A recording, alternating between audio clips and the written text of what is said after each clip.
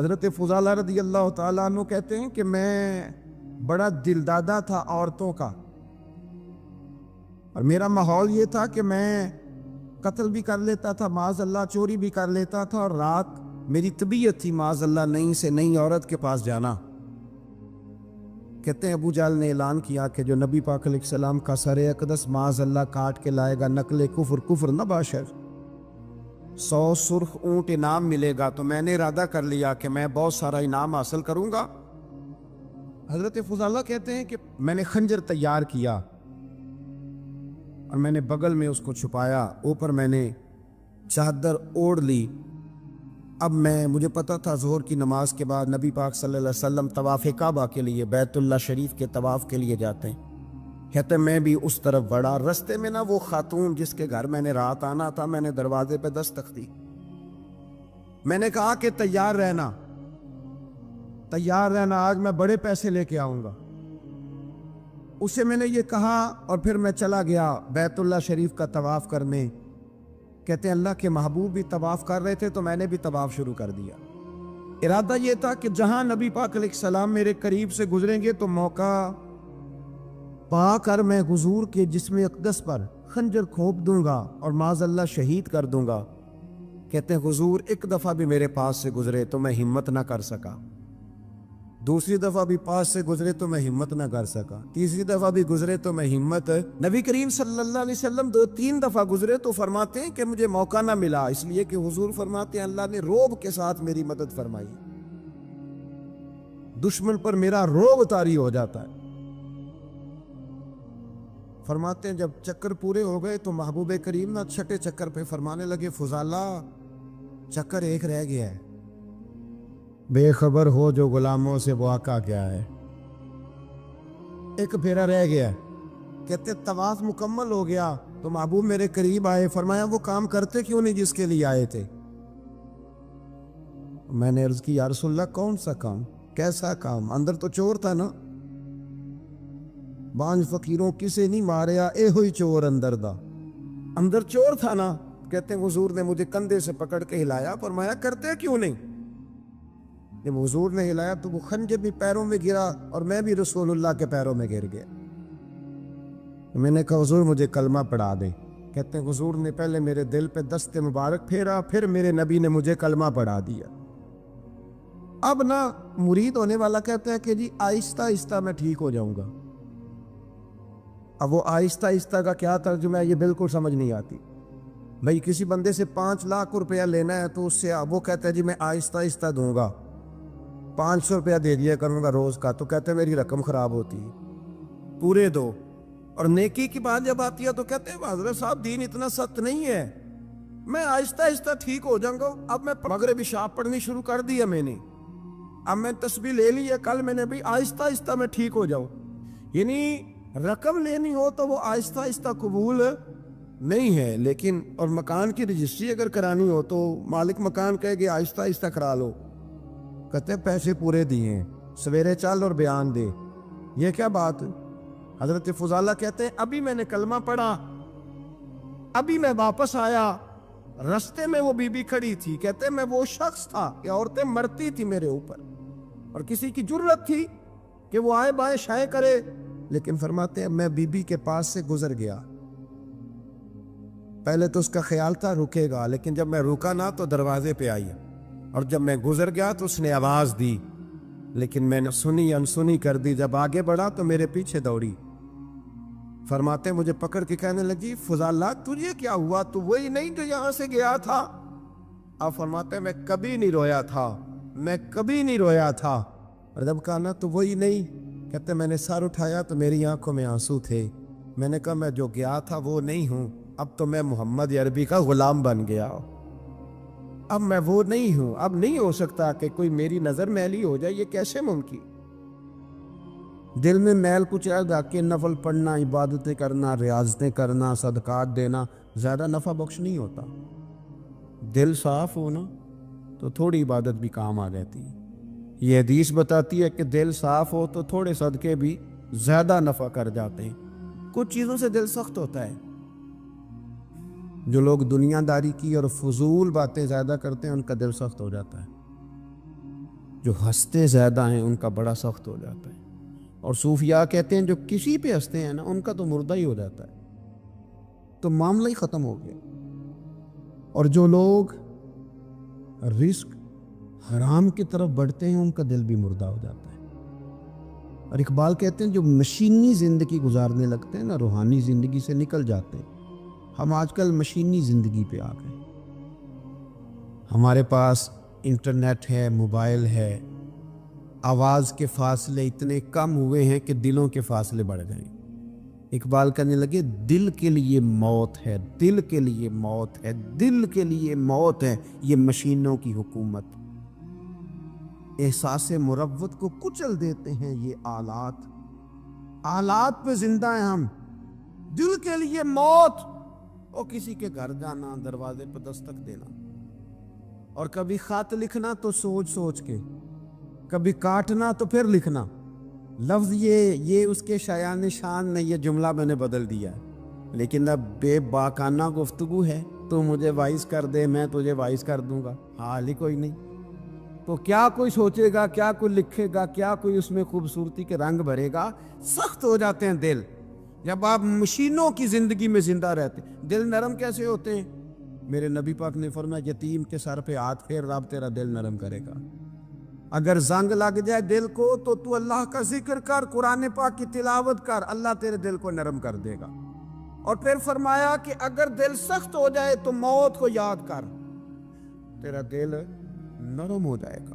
اچھوں کی صحبت اختیار کریں تو دل نرم ہو جاتا ہے۔ قبروں کی زیارت کریں، جائیں کبھی اپنے شہر کے قبرستان میں، غور کریں کہ وہ چودھری صاحب لیٹے ہیں، یہ علامہ صاحب لیٹے ہیں، وہ فلاں بہت بڑے افسر لیٹے ہیں، وہ دیکھو وہ میرا عزیز لیٹا ہے۔ وہ ہارون رشید نے کہا حضرت داؤد تائی سے نصیحت کر دیں تو فرمانے لگے باپ کدھر ہے تیرا؟ کہا حضور قبرستان میں، اماں قبرستان میں، دادا نانا بڑے بھائی سب قبرستان۔ فرمایا میں کیا نصیحت کروں؟ او پہیاں دس دیاں نہیں قبران جنہاں تے پھول پے، ادھروں کوئی بھی نہیں آمدا، تے ادھروں لکھاں گئے، تے سہ جوڑ سنگت دے ڈٹھے، سہ جوڑ 100 سال کی دوستیاں، سہ سال سنگت دے ڈٹھے، او تکو آخر وتھاں پئیاں، اور جنہاں بعد جسی پل نہیں سنجیندے، ایک پل نہیں سنجیندے، پھر وہ شکلاں بھی یاد نہ رہی ہیں۔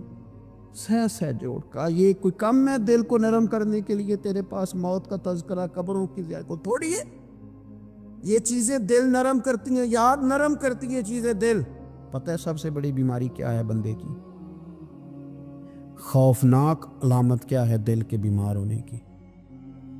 کہ کوئی بندہ بیماری میں ہے اور ادھر ایک بندہ اس کو دیکھ کے خوش ہو رہا ہے،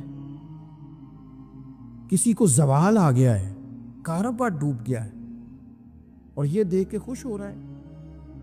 مر گیا ہے اس کا دل، مردہ ہے، اندر کوئی دل نہیں اب۔ یعنی ایک بندہ رسوا ہو گیا اور یہ خوش ہو رہا ہے، دیکھا میں نے نہیں کہا تھا۔ جب کوئی کسی کی رسوائی، کمزوری اور کسی کے زوال پر راضی ہونے لگے تو پھر سمجھ لے کہ اس کا حال اتنا برا ہو گیا ہے کہ اب یہ اخلاقی طور پر مردہ زندگی گزار۔ ہمارا اب یہ حال ہے کہ ہم لوگوں کے دکھوں پر ہنسنے لگے۔ ہم کسی کے ہاں کوئی شخص تکلیف میں آتا ہے تو ہم اس کو کہکہوں میں اڑاتے ہیں۔ یارو زندہ قومیں یہ کام نہیں کرتی، زندہ قومیں یہ کام نہیں کرتی۔ میرے نبی پاک صلی اللہ علیہ وسلم نے فتح کے موقع پر بھی گردن کو جھکا کے بتایا کہ جب رب عروج دے تو پھر اللہ کی بارگاہ میں جھک جایا کرو۔ کسی شخص کے پتہ ہے ایک حدیث سنو، یہ مسلم شریف میں موجود ہے، حضور نے فرمایا ایک بندہ گناہ کرتا تھا پھر اس نے توبہ کر لی، اگر کسی نے دوبارہ اسے وہ گناہ یاد کرایا کہ تو یوں ہوتا تھا، اگر کسی نے اسے دوبارہ گناہ یاد کرایا تو یاد کرانے والے کو اللہ سزا کے طور پر مرنے سے پہلے پہلے اس گناہ میں مبتلا کر دے گا۔ خفیہ تدبیر آئے گی اللہ۔ جس کو اللہ نے معاف کر دیا، زمین آسمان بھول گئے، فرشتوں کے دفتر سے اس کا گناہ محو کر دیا گیا، تو نے کیوں یاد رکھا؟ لیکن ہمارے دل اس طرح کے ہیں، خیر کی خبریں نہیں دیتے ہم خیر کی خبر نہیں دیتے، مثبت بات نہیں کرتے، ہمارے رویے دوسروں کے بارے میں سخت ہیں۔ یعنی بہو سے داماد سے اختلاف ہو گیا، پھر اس نے معافی مانگ لی، پھر ہم نے معاف کر دیا، پھر 1 سال کے بعد دوبارہ لڑائی ہوئی تو پچھلی بات دوبارہ یاد کرنی چاہیے تھی، اس کی تو معافی دے دی تھی آپ نے، لیکن آپ نے پھر یاد کر لی وہ بات، اس کا مطلب ہے آپ نے صلح کی تھی، دل صاف نہیں کیا تھا۔ دل جب آپ صاف کر لے تو پھر معاملہ ختم ہو گیا، پھر آپ پھر نکال پھینکے ساری چیزیں۔ مسند امام احمد بن حنبل میں حدیث ہے، حضرت انس بن مالک رضی اللہ تعالیٰ عنہ کہتے ہیں میں بھی بیٹھا تھا، حضرت عبداللہ ابن عمر رضی اللہ تعالیٰ عنہ بھی حضور کی بارگاہ میں بیٹھے تھے۔ نبی پاک صلی اللہ تعالیٰ علیہ وسلم نے فرمایا ابھی ایک شخص تمہارے پاس آنے والا ہے، تیاری کر لو، آنے والا جنتی ہے۔ کہتے ہیں ایک شخص اندر داخل ہوا تو سادہ سا بندہ، داڑھی سے پانی کے قطرے گر رہے، جوتے ہاتھ میں پکڑے یا بغل میں دبائے، اور آ گیا حضور سے بات چیت کی، چلا گیا۔ ہم بڑے خوش تھے کہ کمال نہیں ہو گیا، جس کو حضور نے دنیا میں جنت کی بشارت عطا کر دی۔ اگلے دن اس نے اتفاق، ہم اسی جگہ اسی حال میں بیٹھے تھے کہ پھر محبوب نے فرمایا ابھی ایک بندہ آنے لگا، جنتی ہے۔ کہتے ہیں وہ بندہ آیا تو دیکھ کے حیران ہو گئے، یہ تو وہی کل والا ہی بندہ ہے، اسی طرح داڑھی سے پانی کے قطرے گر رہے ہیں، جوتے اس کی بغل میں آ کے بیٹھ گیا۔ تیسرے دن اللہ کی قدرت، ہم وہیں بیٹھے تھے، پھر حضور نے فرمایا بندہ آنے لگا، زیارت کر لو، تیاری کر لو، بندہ جنتی ہے۔ وہی بندہ آیا جو پہلے 2 دن آیا تھا۔ حضرت عبداللہ ابن عمر کہتے ہیں کہ وہ حضور سے کوئی بات چیت کر کے جانے لگا تو میں اس کے پیچھے ہو گیا۔ میں نے اس کو جا کے سلام کے بعد کہا کہ یار میں تیرا مہمان بننا چاہتا ہوں، 3 راتوں کے لیے رکھ لو گے؟ اب محلہ بھی ایک، شہر بھی ایک۔ اس نے کہا جی ٹھیک ہے آ جائیں، جو میرے پاس روکا سوکھا ہوگا پیش کر دوں گا۔ فرماتے ہیں 3 راتیں 3 دن میں اس کے پاس رہا، میں جاننا چاہتا تھا کہ کون سی ایسی عبادت کرتا ہے جس کی وجہ سے 3 دن حضور نے جنت کی بشارت اس کے لیے دی، اعلان فرمایا۔ کہتے ہیں میں نے کوئی غیر معمولی چیز نہیں اس کے اندر دیکھی، کوئی انوکھی عبادت نہیں دیکھی۔ عشاء پڑھتا، فجر تک سویا رہتا، میں تہجد کے وقت اٹھتا، نفل پڑھتا۔ 3 راتیں یہ ہوتا رہا۔ ہاں جب وہ کروٹیں بدلتا تو اللہ اکبر کہتا، باقی وہ سویا ہے، فجر میں اٹھا ہے، صدقہ بھی وہ خاص نہیں اس نے دیا، خیرات بھی میں اس سے زیادہ کرتا رہا، مجھے کوئی خاص چیز نظر نہیں آئی۔ تیسرے دن میں جانے لگا تو میں نے اسے کہا یار سن، مجھے کوئی ضرورت نہیں تھی تیرے گھر میں قیام کرنے کی، میرا گھر قریب ہی ہے۔ وہ تو کمال یہ ہے کہ نبی کریم علیہ السلام نے اپنی زبان فیض ترجمان سے، یعنی وہ زبان جس کو سب کن کی کنجی کہیں، اس کی نافذ حکومت پہ لاکھوں سلام، حضور نے 3 دن تجھے مسلسل جنتی کہا ہے۔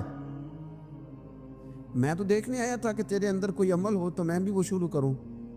تو وہ کہنے لگا یہی ہے جو آپ نے دیکھ لیا ہے، فرض نماز ہی پڑھتا ہوں، روٹین کے کام ہی کرتا ہوں، کوئی خاص چیز تو میرے پاس کوئی نہیں۔ حضرت عبداللہ ابن عمر فرماتے ہیں میں نے تو سمجھا کہ میں تو اس سے زیادہ خیر کے کام کرتا ہوں۔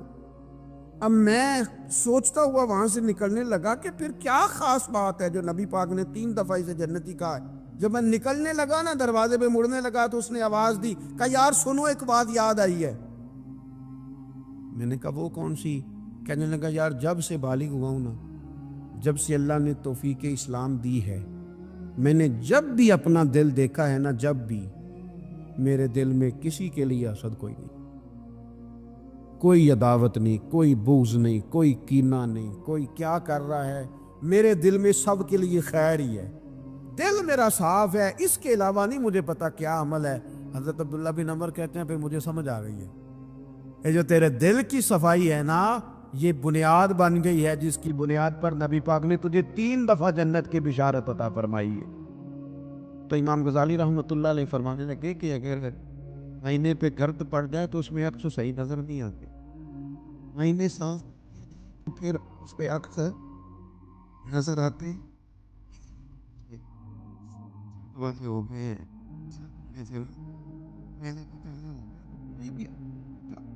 سختی طبیعتوں کی، مزاجوں کی سختی، دوسروں کے بارے میں ڈاٹے جذبات، ہمارے رویے ڈاٹے، ہماری طبیعتیں سخت۔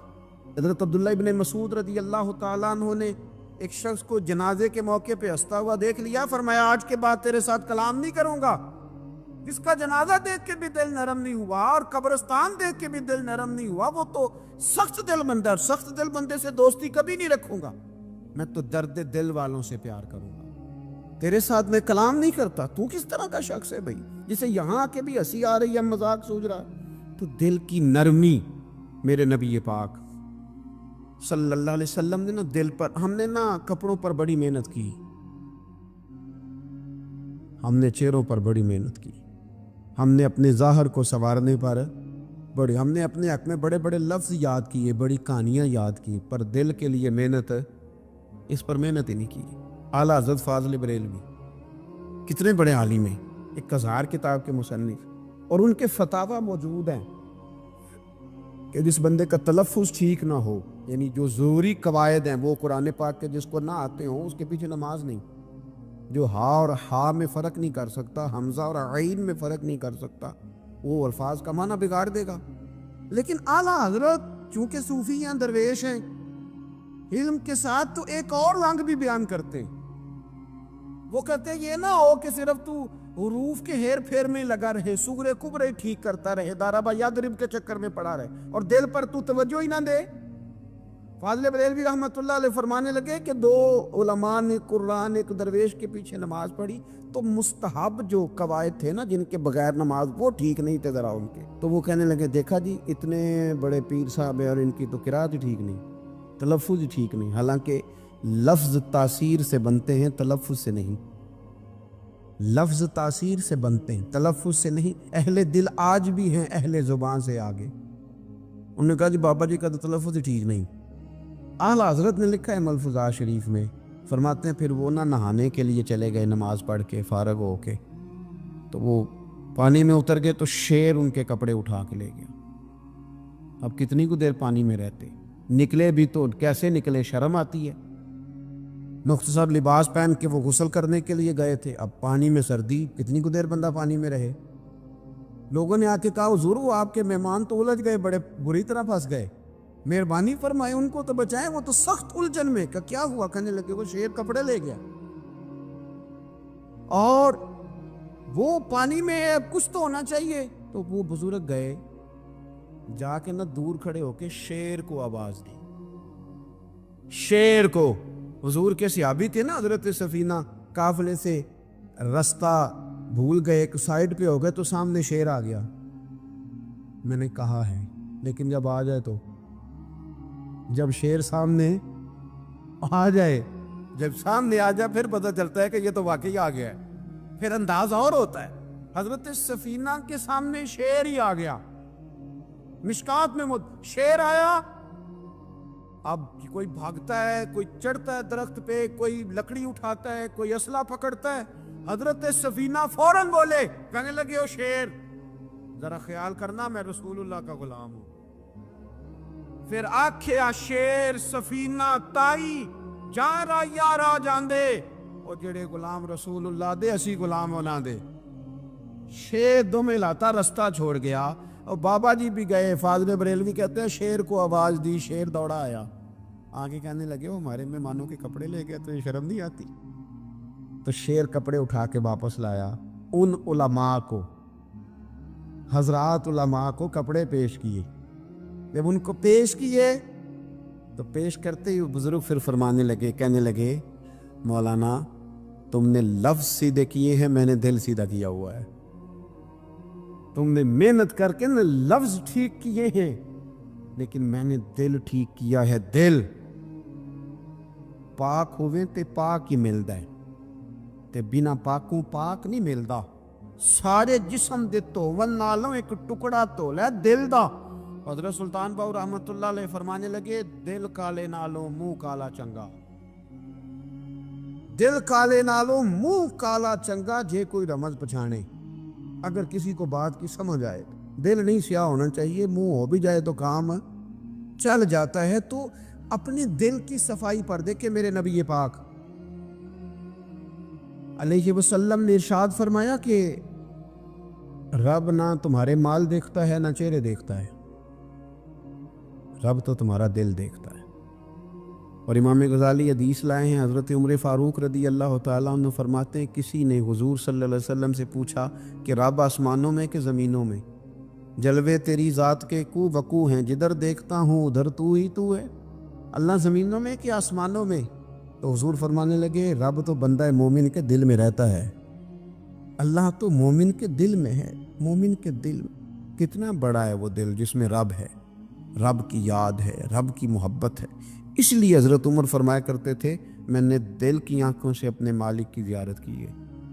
اور اقبال نے شاید اسی لیے مشورہ دیا تھا کہ دل بینا بھی کر خدا سے طلب، آنکھ کا نور دل کا نور نہیں، اللہ سے آنکھوں والا دل مانگ، اندھا نہ ہو جائے کئی طرح دل، دل بینا بھی کر خدا سے طلب، آنکھ کا نور دل کا نور نہیں۔